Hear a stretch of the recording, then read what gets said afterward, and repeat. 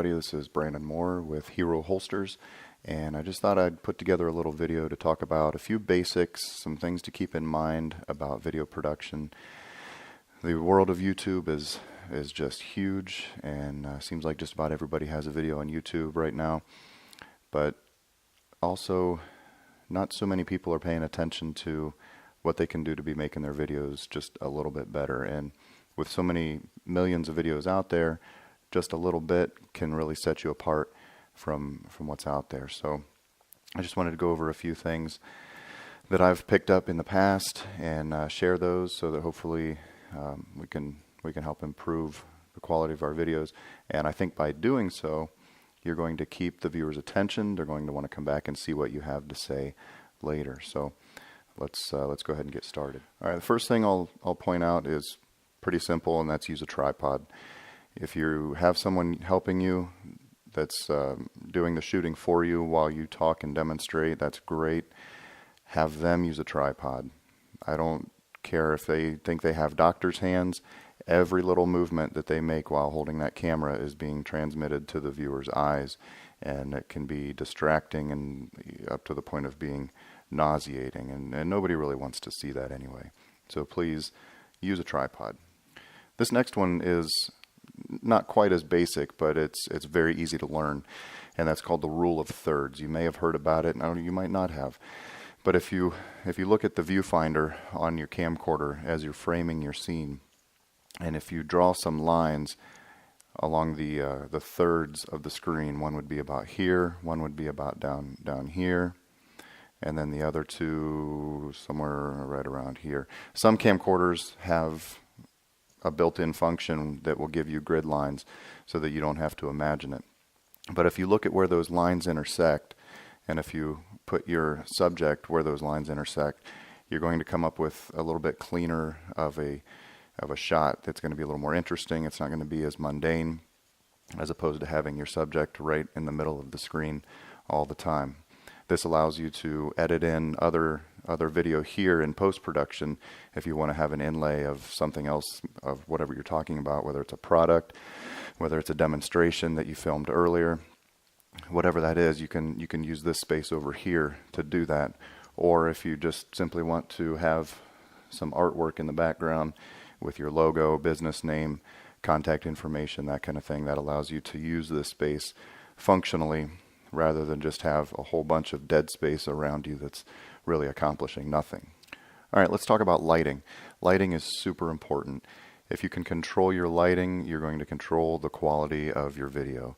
The darker it is in the room or area where you're filming, the grainier your footage is going to be, and that can also lead to distraction. And if you're making a video, you're probably doing it for a very good reason, and you want that reason to come out. You don't want the viewer to be distracted by grainy footage. So here I'm going to have a little demonstration of a couple different aspects of lighting. One big thing you want to avoid is backlighting.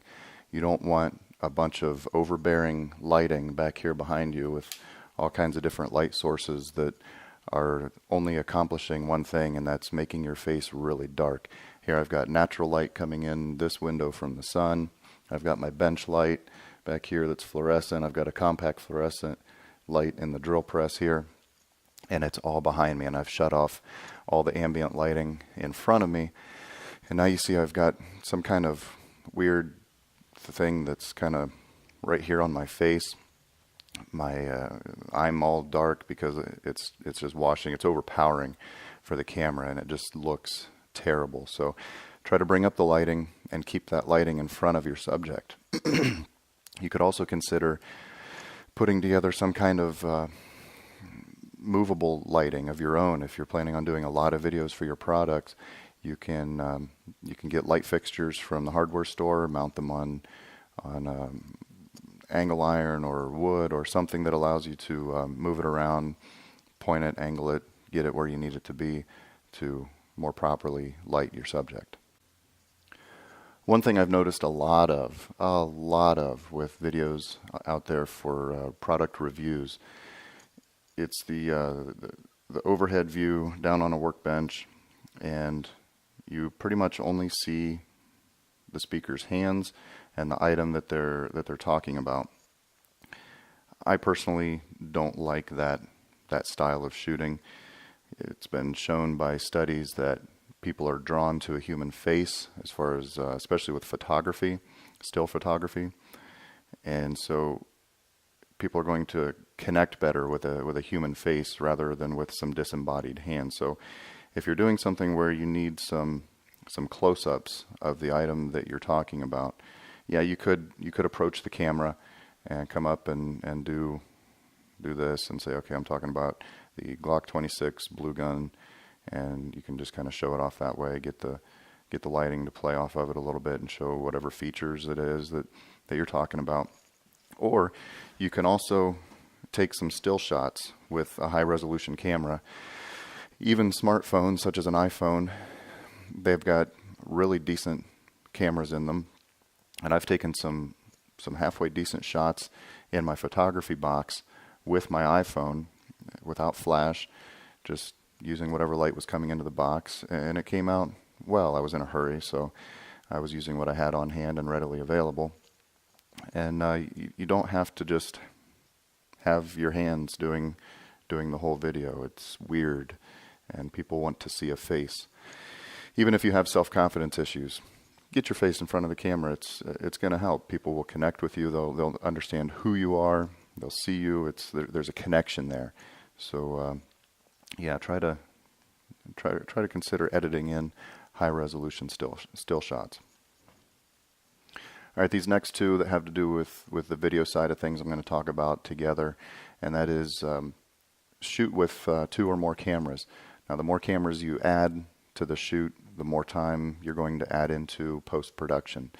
And by post-production, I mean you're really going to want to look into getting some kind of editing software rather than just using a YouTube app from your phone.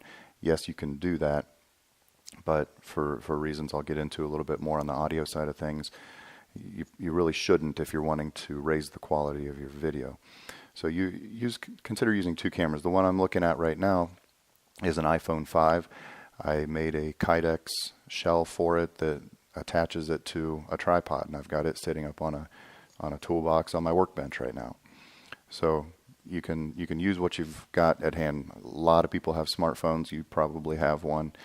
You can, and you're out in your workshop bending Kydex almost daily, throw a little something together that lets you put it up on a tripod, and now you've got your cell phone and a camcorder that you can use to vary the shots.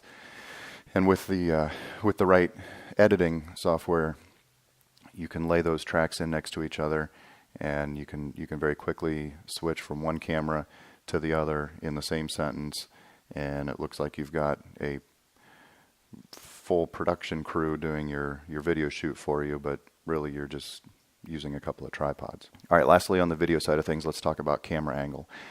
It's been shown that if you are talking down to your camera, you're talking down to your audience. People don't like to be talked down to. They want to be on eye level with you. It makes a person feel as though they're being treated like an equal. They're being treated with respect. Whereas if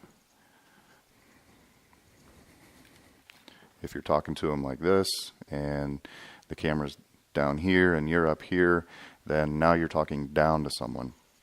If you keep things on an eye level basis, and I probably didn't even frame that up right, but keep things somewhat eye level, it keeps you connected better, and it conveys respect. If you want to flip that, you can actually raise the camera and talk slightly up to it, and this conveys even more of a sense of power to the viewer, because now you're lower than they are, and it's all psychological, really.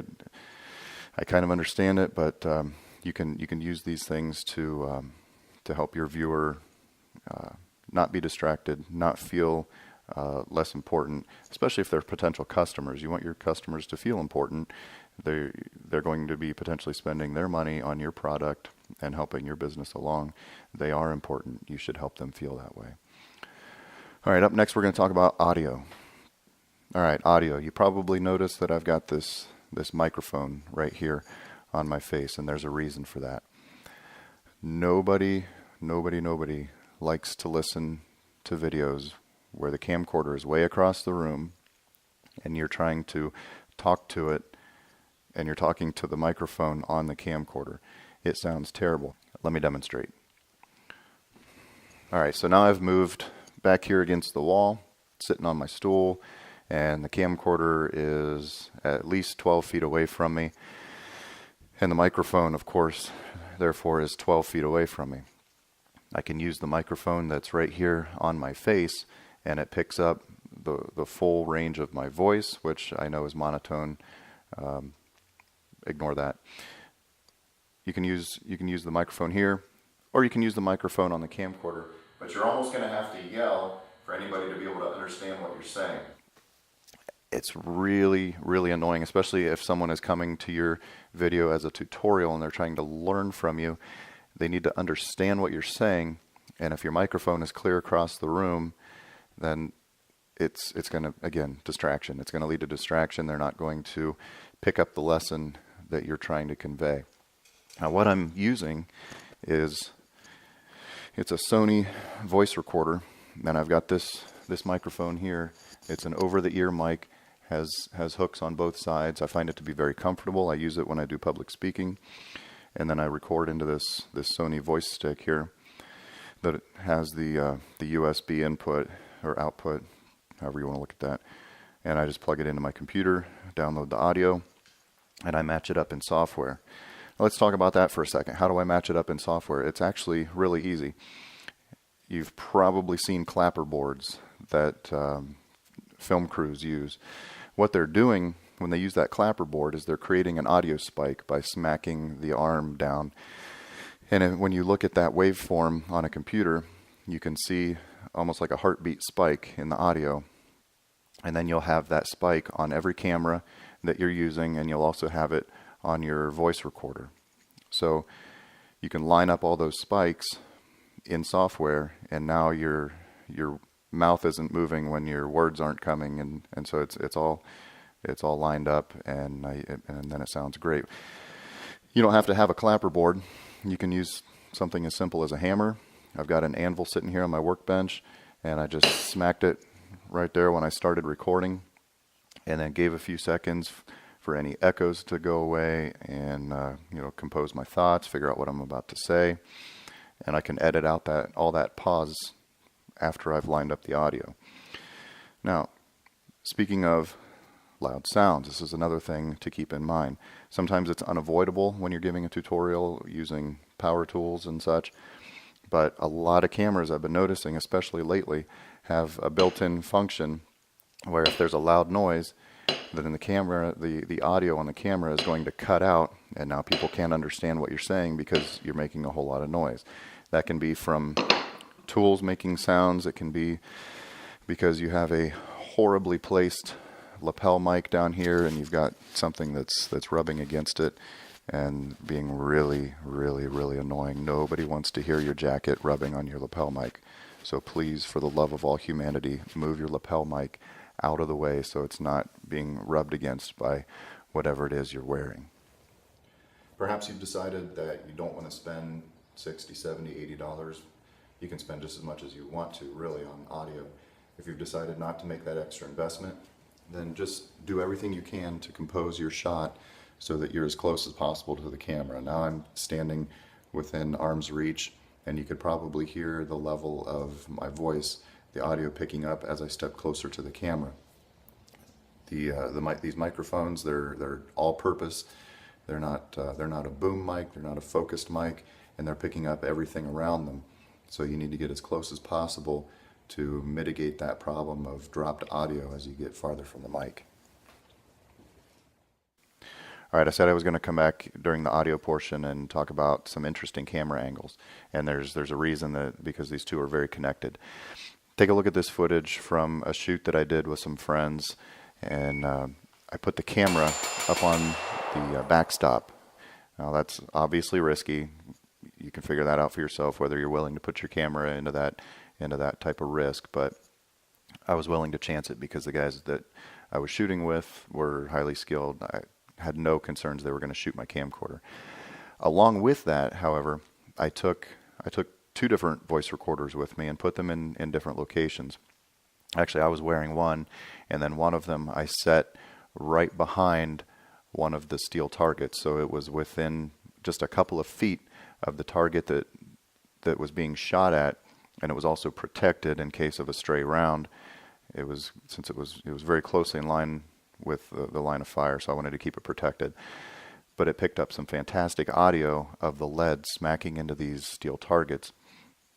The targets, by the way, were made by Tactical Target Solutions. They're really nice, and he can put together just about anything that you might want to shoot at. John Atwell, he does a great job with that. A little plug for him, by the way.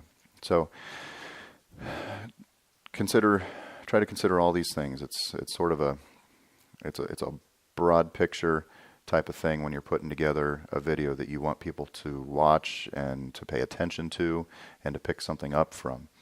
It's not just point and shoot. It can be point and shoot, and that may serve your purposes. But if you want your stuff to rise above just a little bit, then I think these things are going to help you. Thanks for watching, and I look forward to seeing what you put together in the future. Take care.